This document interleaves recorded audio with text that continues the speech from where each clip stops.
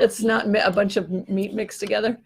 Yeah, well, we had but if you go to eat anywhere, that's the price. I mean, 12 to 17 bucks, right? Like, what are you getting? It's not that much money. I have comments. Everybody. Okay. I will talk about that later. Okay. I'm glad you can't really see my gray hair in this. I got my poor salon gal. She had surgery like in mid-January or early January. And I said, hey, I'll book you a couple weeks after I normally would to give you some time. Well, she had to go back into the hospital. She was out for a week. And then she had to go back into the hospital and had to go back in there for something. I don't know what it was. So Dang she's not it. doing very well.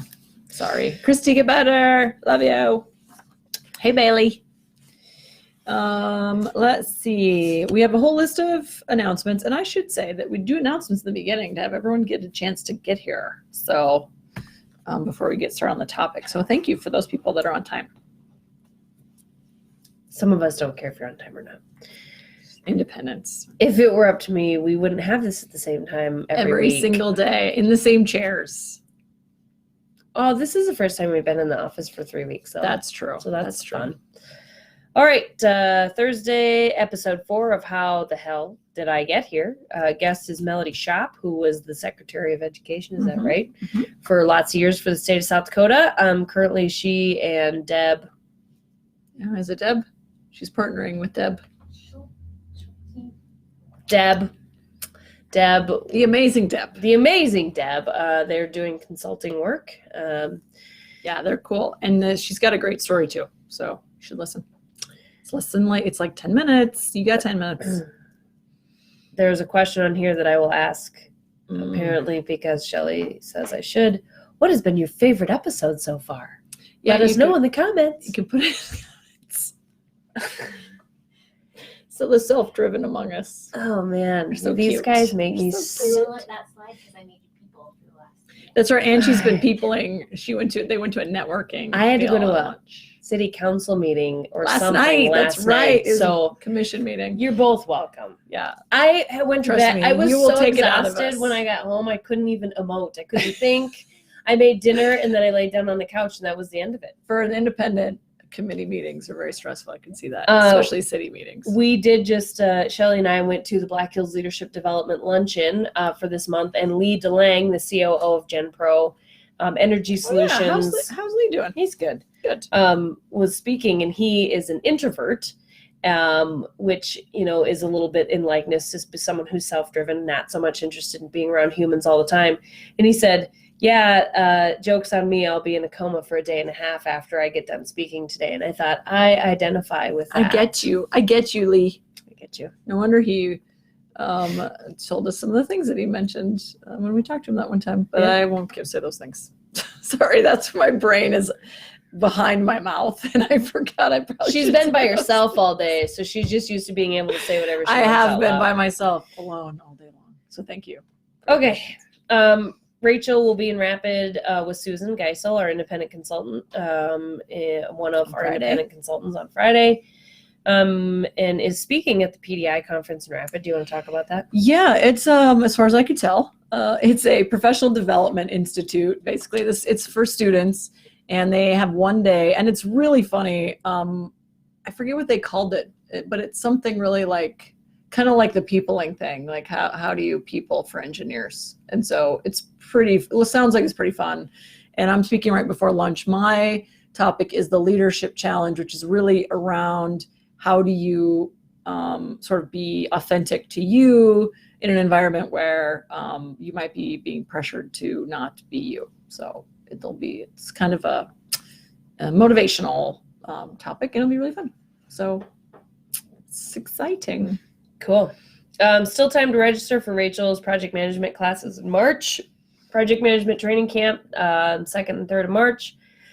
Guiding organizational change is the 4th through 6th of March. You can sign up on our products page on our website or something like that. You're smart. You'll figure it out. It's on our website. And I actually have someone flying in from Canada to take that class. So it is awesome and great. And if you want to be more organized or want to take on a new big project and you're not really sure how to even tackle it, you should come. Yep. Sign up today. I will be in Cleveland speaking at the Northern Ohio That's coming up. RC conference, Northern Ohio HR conference. That's what it is. There you go. It makes an awkward acronym. NORC. It's a SHRM event, and that'll be the middle of March, I guess. And then Rachel and Cap take off to do the Abundance and Wealth Real Estate Cruise 12 through 18 of March. I will be out the following week on holiday. And me too, actually. I'm out the last week in March on holiday. So we basically have 2 days where we're in the office the entire month of March. So, which is like my dream. It's her dream. Rachel's sad. Okay. Weekly planner quote. It doesn't matter if a team is made of 3 people or 3,000. Culture types are streamlined enough to integrate into every size organization. That's on page 19 of the book. For damn sure. Okay, weekly writing prompt. What is a project that you have been avoiding at work or at home? Shelly and I just talked about mine on the way to Rapid. Write out a timeline with tasks to get it completed. So you can put that in the bottom right corner of this week's writing prompt journal section. And then you can filter those milestones into the rest of the book, rest of the year, to make sure you actually stay accountable in your journal. All right, today's topic, creating a culture of safety. Okay, so what's the first one? Well, the question is, let's see, we have 3 questions. How do you evaluate your safety culture? How do you create safety buy-in? And what are the first steps I can implement myself to create a safety culture? So I guess, I don't know, what order do you think that makes the most sense in? We usually go less votes to most votes, but sometimes that makes for an awkward. I'm trying to fix it. Notice that. Trying to fix something that's it's not really broken. Sorry, do whatever you want. I'm looking to Meg because Meg is our safety magician. Maven. Maven. Ooh, I like that. Safety maven. I am here to talk culture types and other generic topics. I'll be sure not to step on that. No, please. Let's go with the one that has the most votes first, just because that probably makes the best sense to answer first. So how do you evaluate your safety culture? Joking, not joking. The best way to do it is first really think about, have you had any injuries or deaths? So that's the first part. If you haven't, I know that's a heavy dismemberment. Like, yes, ooh. Really, truly. Yikes, dude. Best way to find that information out is if you're not the safety person, either accounting or safety usually holds the keys sort of to the relationship with your work comp carrier. If you have a work comp carrier, if you're a small company, you're not required to. But if you want the information, you go find it from them. And the best way to see is to say, hey, I'd like a claim report. And then you'll get to see exactly what happened. Somebody hurt their shoulder, their knee, cut their finger. Now, here's another telltale sign of what your safety culture is like. If you ask the person for the claims report for work comp and they say, oh, well, we try not to send too much stuff through work comp, so we just pay for it ourselves. We send people to urgent care and we have the bill come to us. That means that your safety, red flag. Well, it's like it's like an amber flag, not like kidnapping amber, but like it's not red maybe, but it's not red. Like a yellow light? Is that what you're trying to get at? Like red, green, yellow? No, well, kind of, maybe. I don't know. I just mean like it's not like, oh my, abort, leave quickly, back away from the rattlesnake and run. That's not how I would run a business, I guess, if I needed to create a culture of safety, because you're encouraging your employees to not utilize the resources, which saves you money as a company, but it's not really the right way to do business. So from an ethical perspective, that might be your first red flag as far as creating a healthy, transparent safety environment. What about little stuff? Like I've heard that a sort of slips, trips, and falls are like the most common sort of injuries in an environment. So just from that perspective, can you get a sense for like how much little stuff happens, or is that really not indicative of your overall Well, if you've got a work comp claims report, yes, because it'll say anything that's been turned in will show up. So even if Okay. it didn't result in an injury, or if it resulted in a small injury or a minor injury, it still will come across on the claims report. Okay. But if you don't have any of that stuff, if you're a small company and you truly don't have any reason, use the color codes of situational awareness. Oh, Brian does situational awareness. Is that like DEF CON 5? We're at kind of DEF CON stuff? I 5. don't know. Brian, we'll have to interview you sometime and you can tell us about situational awareness stuff. Yeah. So I think that if you don't have those resources at your fingertips, the best way to kind of evaluate what your safety culture is to ask people, do you feel safe at work? Or if you were, a good question to ask people to kind of figure out what the safety culture is, would you recommend your kids to work here with you? That's always a good one. Or if they have little kids, or if they have grandkids, or if they have pets, it doesn't matter. Whoever they kind of care for in their life, you can say, would you have your dog Bob next to you while you, chip the ice out and snow out of that crusher cone? And if they said, absolutely not, Bob might die because it's dangerous as hell in there, but I know what I'm doing. Sorry, Shelly, I swore. But I know what I'm doing, so it's okay. That is not necessarily a great safety culture. Now, some businesses get away with that for a lot of years. Most businesses, actually. So that asking people if they would have their kids with them or pet or whatever loved one it is while they were doing their work, that's a good way to see what your safety culture is. Asking people if they would recommend anybody else to work there, asking them how often they do a job where they feel uncomfortable. Like maybe something could fall on my head, maybe I could get shocked to death, maybe I might get a really bad cut on my finger. Those are all really good ways to find out what the culture is like at your organization. And do you think people are honest? Especially if you're the leader asking them the question? I think that yes and no. I mean, it has to be the right setting. If you have some kind of open forum conversations in groups or maybe small groups with people. Yeah, stabilizers. To do some fact finding. Mm-hmm. Frankly, if you have a Christmas party or something, get a couple drinks in people. Meg always has the over the beers comments that are true, are the real truth, right? Yeah, the real truth comes out when people are drinking. They don't even have to be drunk, just drinking. It's what happens. Right. Truth serum.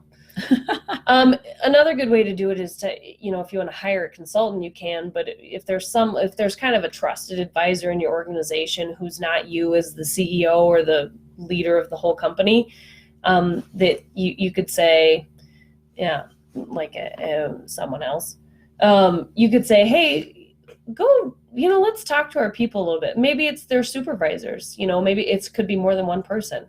We're going to talk to our people and find out kind of how they're feeling about our safety culture, what suggestions they might have. I think the thing to be prepared for if you're going to evaluate your safety culture, and the reason I think a lot of organizations don't like to do it is because the hard work about it is kind of vetting through the whiny business. There's some people who just want to whine. They just want to complain about something and trying to decide what the safety the hazards are associated with that certain task, and if it's actually dangerous or not. That's a cumbersome process. We don't have to, but it's helpful. It's less cumbersome if you have a risk matrix, but you still got to use it and you got to develop it, and there's some work that goes along with it. I would bet the one really hard thing when you're dealing in a sort of a stabilizer environment, because a lot of manufacturing attracts stabilizers, right? Because it's consistent work, it's a good paycheck. They know they can really become the best they can at it. So what's interesting, this brings to mind, is Homestake Gold Mine was the biggest employer around here, and I mean hands down. And they had a hospital and bowling alley and an indoor swimming pool in like An opera. opera in like the 1920s, an indoor swimming pool in the middle of the mountain. Like, it was craziness. And it's so fascinating because can't tell you how many people have said, oh, well, my dad lost 3 toes in the mine, but they love them. They're like the most, like, they talk about Homestake like it was, a father figure, right? And they took care of them and they did right by them, even though they lost 3 toes. I'm like, why didn't you rise up against this? And they're like, well, no, they took care of us. So it's almost like you don't want to speak out against, Don't bite the hand that feeds you. Kind of, yeah. Especially if you're in a place that maybe you're in a coal mine and the coal mines are all closing and yours is still open, or you know what I mean? So I imagine those are some kind of tricky situations to navigate. Yeah. Safety culture is definitely impacted by socioeconomic factors. If nobody else is going to say anything, I'm not going to say anything on the socio side of it. And then the economic factors are, because especially in mining and manufacturing, I mean, whatever the economy is doing is what you're doing. And if the economy is taking a dump, your company might be taking a dump, or your industry might be. So, you're not going to probably say a lot because you don't want to lose your job. Right. And it's scary, especially for stabilizers who don't like change. You're probably in a state of fear anyway, because of the changes that are happening in your industry. So, and what might be coming, which is really scary for a lot of people. So I think the hard part is evaluating. Do you think you have to really evaluate where you're at, or can you strategically implement things from the top that will create more safety without doing that first step? I think, or do you have to have a discover phase in it? I mean, I think it's both, and you can do both at the same time probably, but it's really insightful to know where your folks are at in their head about what safety looks like. Okay. Because if you have, let's say you have 3 sites and you want to implement a risk matrix, and one site has been really practicing a lot of safety, behavior-based, activity-based, job safety analysis-based safety for a long time, and they've got great processes in place, and there's a foundation of trust, which is what safety is really built on, is I trust that you're not going to fire me if I tell you this is unsafe. This is a problem, right?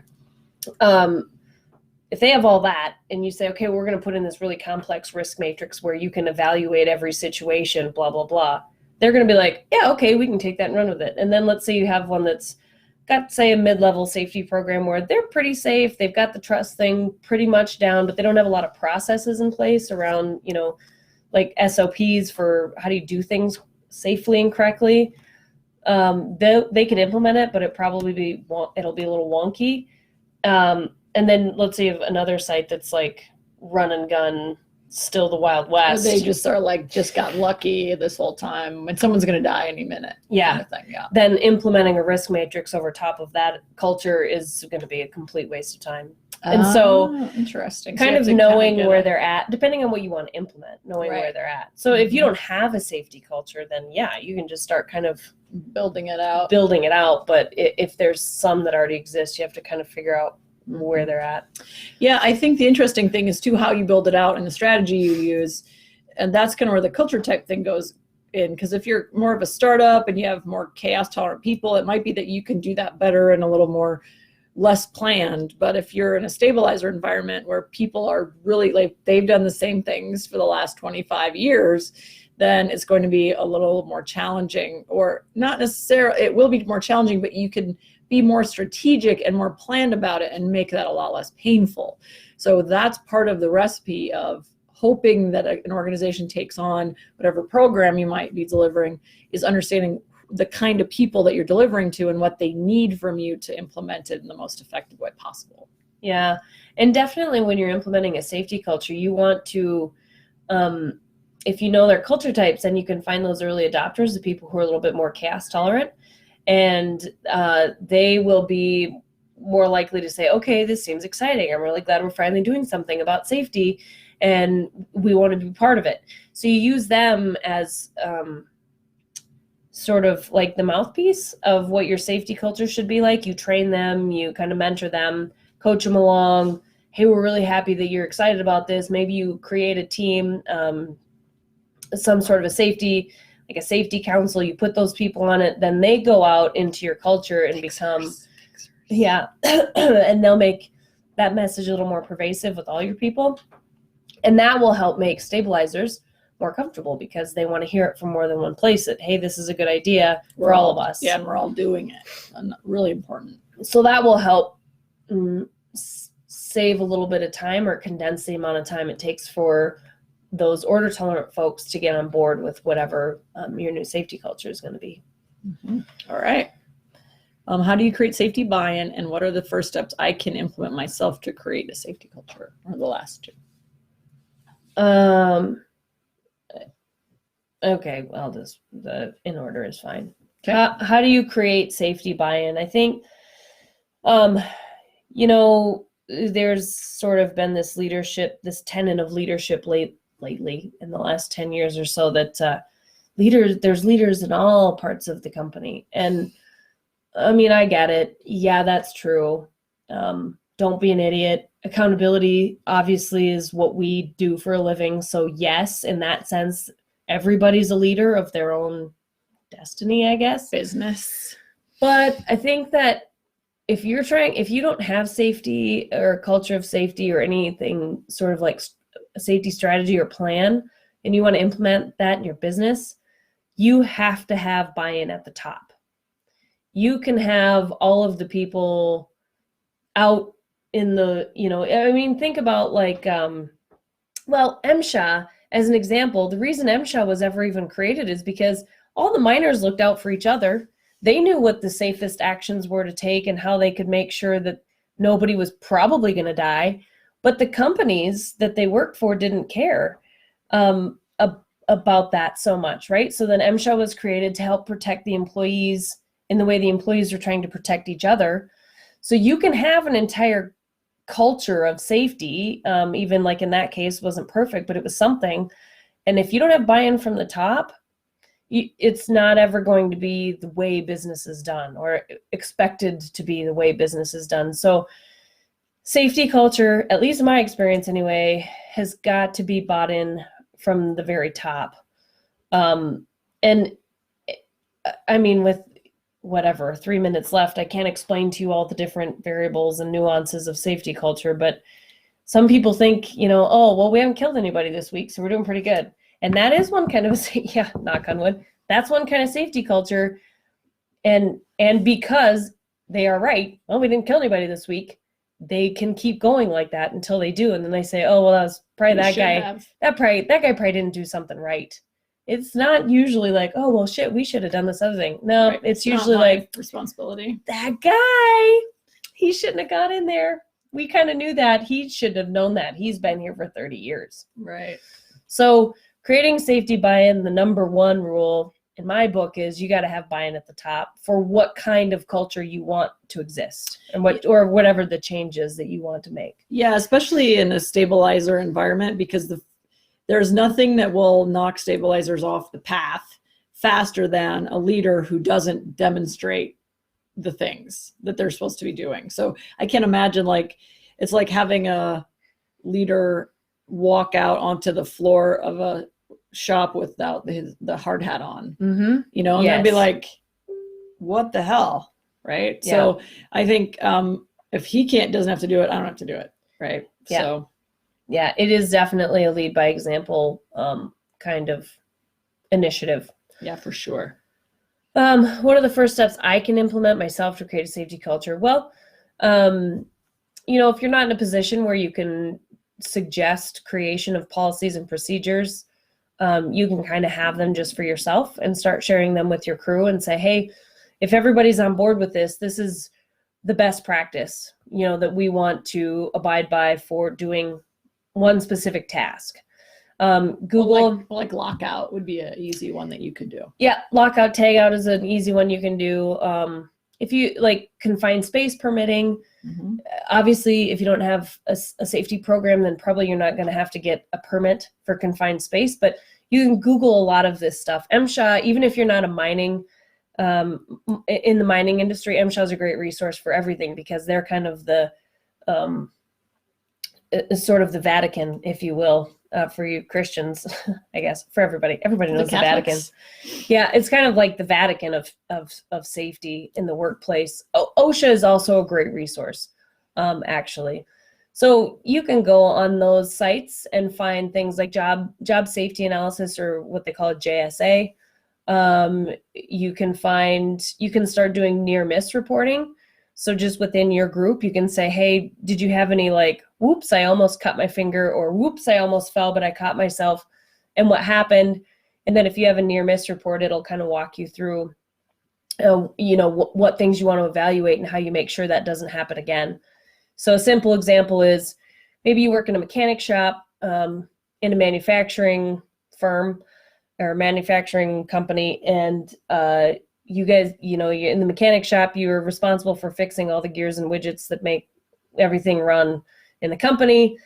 And there's something that always leaks oil and it drips on the ground. And right now the process is, if it drips on the ground, you clean up the mess, right? That's my job, is to clean up that mess. And so if you do a near miss report, like let's say somebody slips in that, but they don't fall, then that's a near miss. So then the near miss report would say, well, what should we do? What's the root cause of this? Not what do we do to clean it up, but what's actually the root cause? Oh, well, the root cause is that X, Y, and Z something.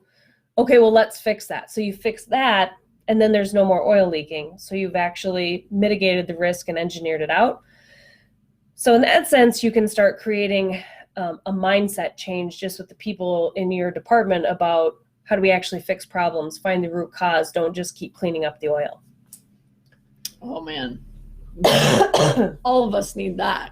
Find the root cause, don't just clean up the mess all the time. Yeah, for sure. Okay, awesome. Anything else we want to touch on this week? I don't know. I don't think so. I don't think so. But just a reminder that you can, if you have some people that you work with and you're curious about their culture type and what that might mean about either implementing a safety culture, delivering a safety program, being a consultant in the safety space, and you're curious about who you're working with or what your preferences are and how that might differ from others, we have the free assessment on the website, the homepage. I think it's one of the tabs at the top. So feel free to do that. It's free to see where you land on the culture type assessment. And that also helps you start thinking about how everyone else might be looking at the same problem and what talents and value they could bring to developing a safety culture. Yes, do those things that Rachel says. It will serve you well in your life. If only I heard that more. Yeah, from me. This doesn't happen. All right. Well, thanks so much for being here, everybody. All right. Lead powerfully. Change the world. Have a good day. Bye-bye.